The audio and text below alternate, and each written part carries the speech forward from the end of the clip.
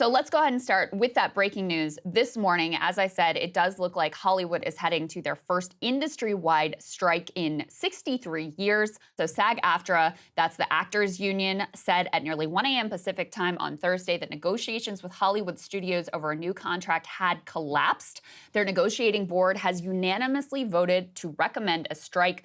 They are meeting this morning, 9 a.m. Pacific time, so that's noon Eastern, for a final strike vote authorization.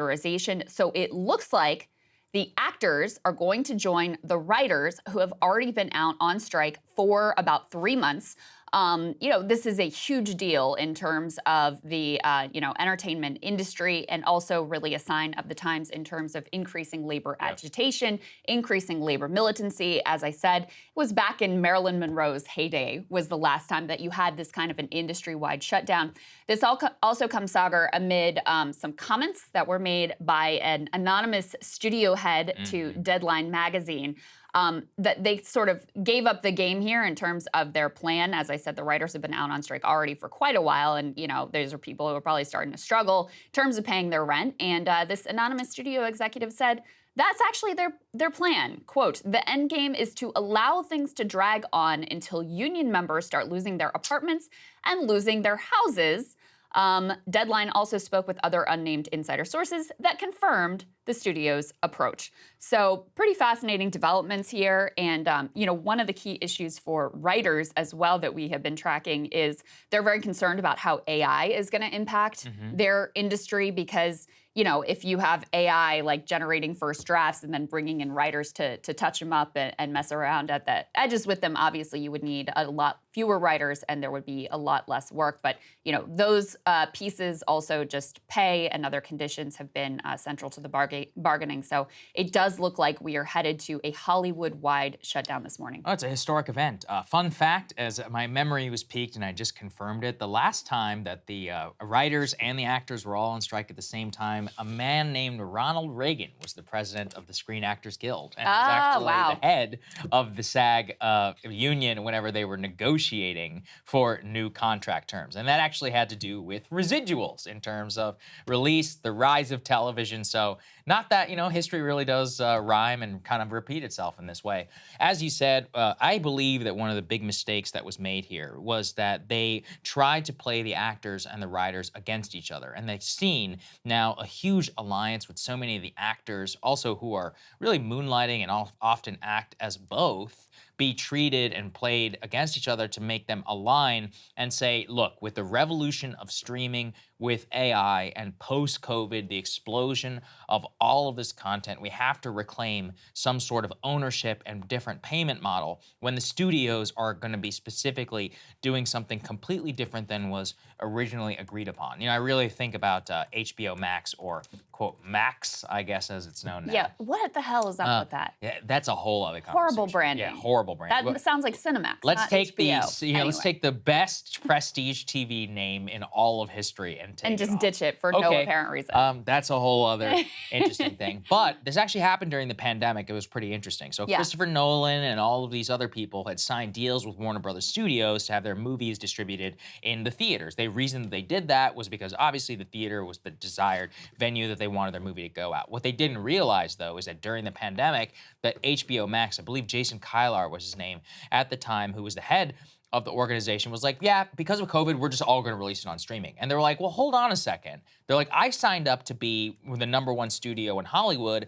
I didn't sign up to be distributed on the #3 streaming network. And they believe that it cheapened the movie experience. Interesting. Many times they manufacture the actual movie itself without the thought that it would go direct to streaming, which would also cannibalize some of the movie theater views, which is also how they get paid. This is why Scarlett Johansson was suing Disney as well over the release. I think it was Black Widow. Terrible movie, but beside the point.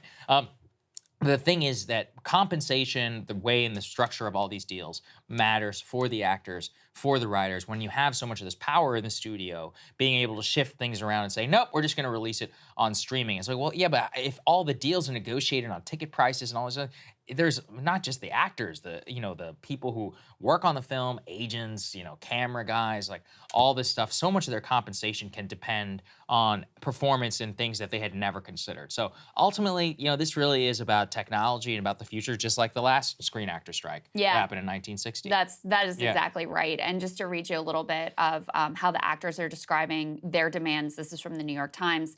They write that their demands mirror a lot of the demands of the writers, including higher wages, increased residual payments type of royalty from streaming services, and aggressive guardrails around the use of artificial intelligence to preserve jobs. Guild leadership also wants new regulations regarding self-taped auditions, a pandemic phenomenon that has resulted in significantly fewer live casting sessions. So apparently became a thing during the pandemic and, wasn't great for actors, and studios just decided to continue the practice for whatever reason. I'm sure it was cheaper and easier for them. So those are some of the key sticking points. You have to think that the fact that the actors are, in a lot of ways, they're fighting for their own interests, but they're also in a certain way standing in solidarity with the writers.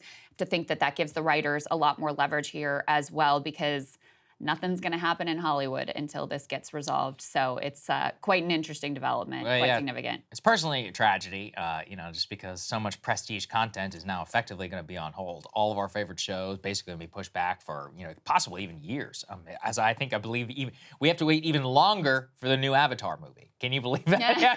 First we had to wait a decade. Now we're going to have to wait even more than that in the original slate. But that's just that. So many of the streaming shows have more time to watch and others. Points. Yeah, I hate to say it, but it is actually great for YouTube. So in some ways, that is often the casualty is that self-created content, like stuff like ours. Well, unfortunately, I guess for them, but fortunately for us, there will be even more of a demand of it, just because there's going to be a lot less content, for people to consume. I will say, let's all enjoy the Oppenheimer Barbie double feature while we have it. I'm really excited for it. I have the whole day planned out. I'm excited to hear what you guys think of all of that as well. Hey guys, if you like that video, go to breakingpoints.com, become a premium subscriber, and help us build the best independent media organization on the planet. That's right. We're subscriber funded. We're building something new. We want to replace these failing mainstream media organizations. So again, to subscribe, it's breakingpoints.com.